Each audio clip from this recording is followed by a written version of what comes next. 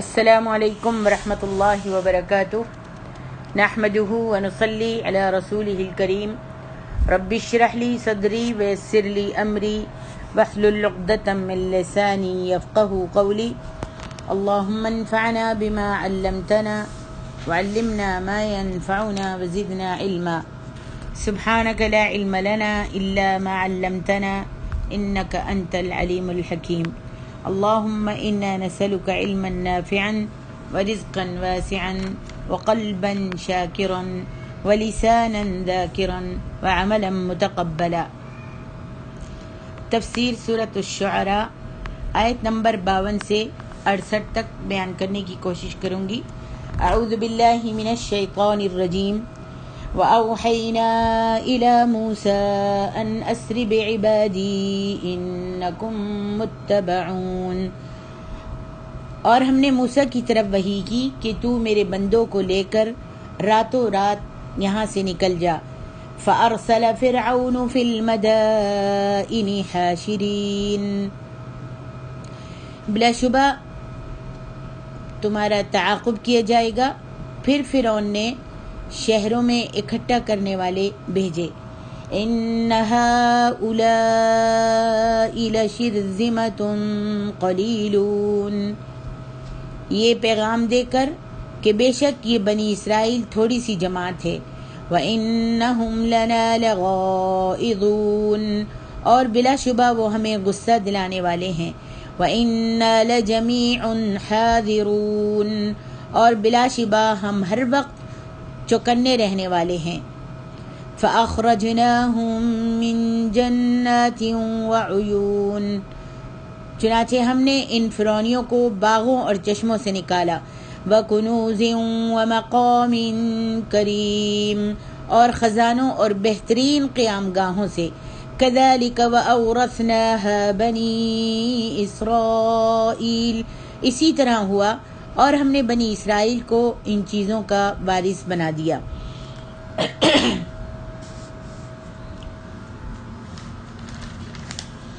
جب حضرت موسیٰ علیہ السلام فرعون اور اس کے اہل دربار پر خدا کی وحدانیت قائم کر چکے اور وہ لوگ اپنی سرکشی سے باز نہیں آئے، تو اب سوائے عذاب الہی کے اور کچھ بھی باقی نہیں رہا۔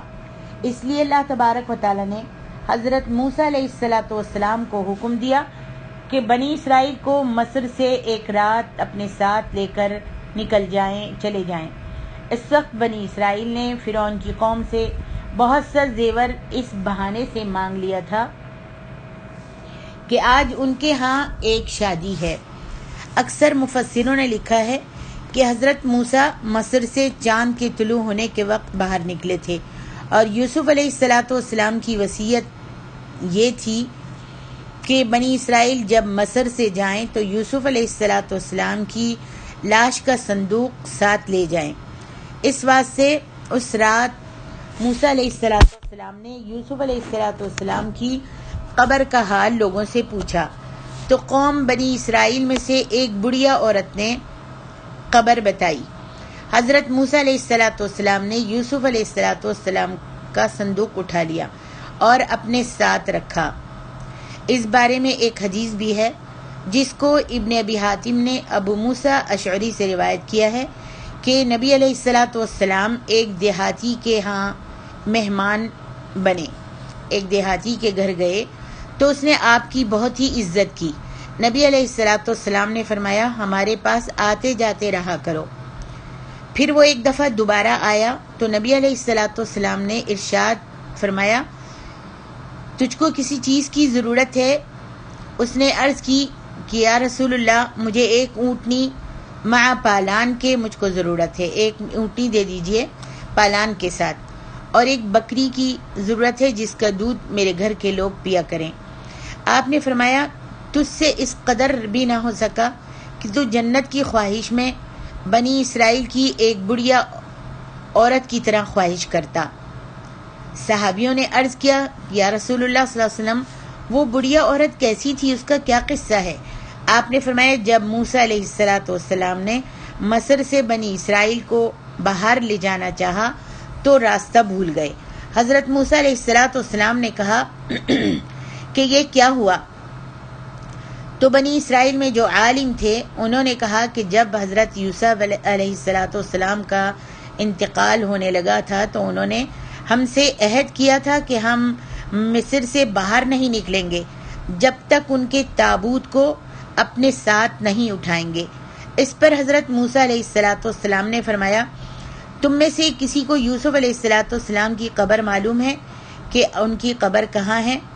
انہوں نے کہا، ان کی قبر کوئی بھی نہیں جانتا سوائے ایک بڑھیا عورت کے جو حضرت موسیٰ علیہ السلام وہ جانتی ہے۔ حضرت موسیٰ علیہ السلام نے اس بڑھیا کو بلایا اور جب وہ آئی تو اس سے پوچھا کہ بتاؤ یوسف علیہ السلام کی قبر کہاں ہے؟ تو اس بڑھیا نے کہا، خدا کی قسم میں نہیں بتلاؤں گی جب تک کہ تم مجھ سے میری شرط مانو۔ موسیٰ علیہ السلام نے فرمایا، تیری کیا شرط ہے؟ تو اس نے کہا کہ میں آپ کے ساتھ جنت میں رہنا چاہتی ہوں، اگر آپ میری یہ شرط مانتے ہیں تو میں آپ کو یوسف علیہ السلام کی قبر کے بارے میں بتاؤں گی۔ اس پر موسیٰ علیہ السلام کو اللہ تعالیٰ کا حکم ہوا کہ آپ اس شرط کو مان لیجئے۔ نبی علیہ السلام نے فرمایا کہ پھر وہ بڑھیا گئی اور ان کے ہمراہ ایک گڑھے کی طرف ان کو لے گئی جہاں پانی تھا۔ اس نے کہا، اس پانی کو ہٹاؤ اور اس کو خشک کرو۔ جب وہ پانی سینچا گیا، خشک کیا گیا، وہاں سے ہٹایا گیا تو بڑھیا نے کہا کہ اب اس زمین کو کھودو۔ جب کھودا گیا تو یوسف علیہ السلام کی قبر نکلی۔ موسیٰ علیہ السلام نے یوسف علیہ السلام کے تابوت کو اپنے ساتھ لے لیا، اس کو اٹھا لیا، اور اس کے بعد جو راستہ وہ کھو گئے تھے پھر راستہ ان کو دکھائی دینے لگا۔ اس حدیث کو حافظ ابن کثیر نے موقوف کہا ہے، جس کا مطلب یہ ہے کہ ابو موسیٰ اشعری کا یہ قول ہے، حدیث نبوی نہیں ہے، مگر حاکم نے اس حدیث کو صحیح اور حدیث نبوی قرار دیا ہے، واللہ اعلم۔ جب صبح ہوئی تو فرعون نے ایک آدمی بھی بنی اسرائیل کا مصر میں نہیں دیکھا۔ سب میں تلاش کیے گئے لیکن بنی اسرائیل مصر میں نہیں تھے۔ اس پر فرعون کو بہت جوش آیا اور بہت ہی غصے میں آ کر غضبناک ہو کر فرعون نے شہروں میں جلدی سے آدمی بھیج دیے اور اعلان کروا دیا کہ بنی اسرائیل کی یہ تھوڑی سی جماعت ہے اور یہ لوگ ہم کو ہر وقت غصہ دلاتے رہتے ہیں، ہر وقت ہم سے غصے کی باتیں کرتے رہتے ہیں، غصہ دلانے والی باتیں کرتے رہتے ہیں۔ میں چاہتا ہوں کہ ان کو ڈھونڈا جائے تاکہ میں ان سب کو ہلاک کر دوں۔ لیکن جن لوگوں کا تقدیر الہی میں ہلاک ہونا تھا ان کو فرعون نے ساتھ لیا، یعنی فرعون نے اپنے ساتھیوں کو ساتھ لیا اور بنی اسرائیل کو پکڑنے کے لیے دوڑا، اپنے سواروں کے ساتھ نکلا۔ اسی کو اللہ تبارک و تعالیٰ نے یہاں فرمایا ہے کہ فَأَخْرَجْنَاهُم مِّن جَنَّاتٍ وَعُيُونٍ وَكُنُوزٍ وَمَقَامٍ كَرِيمٍ كَذَلِكَ وَأَوْرَثْنَاهَا بَنِي إِسْرَائِيلَ فَأَتْبَعُوهُم مُشْرِقِينَ۔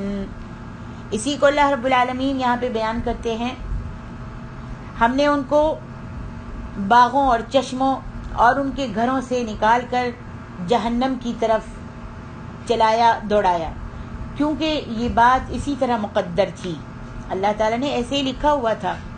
اور پھر فرمایا ہم نے ان کو ان مکانوں کا وارث بنا دیا اور ان باغوں اور ان نہروں کا وارث بنا دیا، یعنی بنی اسرائیل کو بعد میں اللہ رب العالمین نے ان کے غرق ہونے کے بعد بنی اسرائیل کو ان فرعونیوں کے باغوں اور نہروں کا، مکانوں کا مالک بنا دیا۔ اکثر مفسروں کا قول ہے کہ شرذمہ، جس کو فرعون نے تھوڑا ٹھہرایا تھا کہ یہ تھوڑے سے لوگ تھے، ان کو ڈھونڈا جائے، تو فرمائے یہ 6 لاکھ آدمی تھے اور فرعون کے لشکر میں 16 لاکھ آدمی تھے۔ پھر فرعون اور اس کے لشکر کے لوگ سورج کے نکلتے وقت حضرت موسیٰ علیہ السلام اور بنی اسرائیل کی قوم کے پیچھے بھاگے۔ جب دونوں فوجیں آمنے سامنے مقابل ہو گئیں، یعنی موسیٰ علیہ السلام اپنی فوج کو لے کر آگے آگے بھاگ رہے تھے کہ فرعون نے اور اس کے ساتھیوں نے آپ کا پیچھا کیا، اور جب بنی اسرائیل نے پیچھے مڑ کر دیکھا تو دیکھا فرعون اور اس کی فوجیں جو ہیں بالکل نزدیک پہنچ گئی ہیں۔ تو بنی اسرائیل گھبرا کر حضرت موسیٰ سے کہنے لگے کہ دیکھو فرعون کی فوج آ گئی ہے اور آگے ہم جا نہیں سکتے، اس لیے کہ دریائے قلزم ہمارے آگے آ گیا ہے اور ہمارے راستے میں حائل ہو گیا ہے، اب ہم آگے جا نہیں سکتے، اب کیا کریں؟ ڈرنے لگے۔ حضرت موسیٰ علیہ السلام نے فرمایا تم تک کوئی بھی نہیں پہنچ سکتا، ڈرو مت، میرے ساتھ میرا رب ہے، وہ مجھ کو راستہ ضرور بتائے گا، اس کا وعدہ خلاف نہیں ہوتا۔ غرض اللہ تعالیٰ نے اپنے وعدے کے مطابق اپنے رسول کو سچا کیا اور حضرت موسیٰ علیہ السلام کو حکم دیا ان اضرب بعصاك البحر فانفلق فكان كل فرق كالطود العظيم وأزلفنا ثم الآخرين وأنجينا موسى ومن معه أجمعين ثم أغرقنا الآخرين۔ حضرت موسیٰ کو حکم دیا کہ آپ لاٹھی ماریے دریا میں، آپ اپنی لاٹھی کو، اپنے عصا کو جو آپ کے ہاتھ میں ہے اس کو دریا پر ماریے۔ اس لاٹھی کے مارتے ہی دریا میں 12 راستے بن گئے۔ قتادہ کا قول ہے کہ اللہ تعالیٰ نے اس رات دریا کو حکم کیا کہ جب حضرت موسیٰ علیہ السلام تجھ کو اپنی لاٹھی مارے تو اس کا حکم سن کر فرما برداری کرنا۔ اس لیے دریا نے اس انتظار میں وہ رات بڑی ہی بے قراری سے بسر کی، کیونکہ دریا کو یہ خبر نہیں تھی کہ موسیٰ علیہ السلام کس طرف اپنا عصا ماریں گے۔ حضرت عبداللہ ابن عباس رضی اللہ عنہما نے فرمایا کہ بنی اسرائیل کے 12 قبیلے تھے، اس واسطے دریا میں 12 راستے بن گئے۔ سدی کا قول ہے کہ ان پانی کی دیواروں میں جھروکے ہو گئے، یعنی 12 راستے بن گئے، اور اس طرح سے بن گئے کہ ہر راستے میں جیسے روشن دان ہوتے ہیں اس طرح سے ان میں سوراخ بھی ہو گئے روشن دان کی طرح سے، کہ وہ سب ایک دوسرے کو اس روشن دان میں سے، ان راستوں میں سے جو دیواریں بن گئی تھیں اور اس میں روشن دان تھے، ان میں سے ایک دوسرے کو دیکھ سکتے تھے۔ حضرت ابن عباس، قتادہ اور سدی نے وَأَزْلَفْنَا ثَمَّ الْآخَرِينَ اس کی تفسیر میں کہا ہے کہ ہم نے نزدیک کیا دریا کے فرعون اور اس کے لشکر کو۔ اب موسیٰ علیہ السلام کے لشکر کو بچانے اور فرعون کے لشکر کو غرق کر دینے کا اللہ رب العالمین ان آیتوں میں ذکر فرما رہے ہیں۔ وَأَزْلَفْنَا ثَمَّ الْآخَرِينَ اور ہم نے ایک دوسرے کو نزدیک کر دیا ایک دوسرے کے۔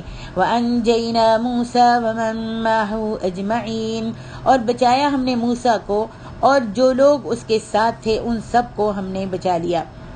سبحان اللہ۔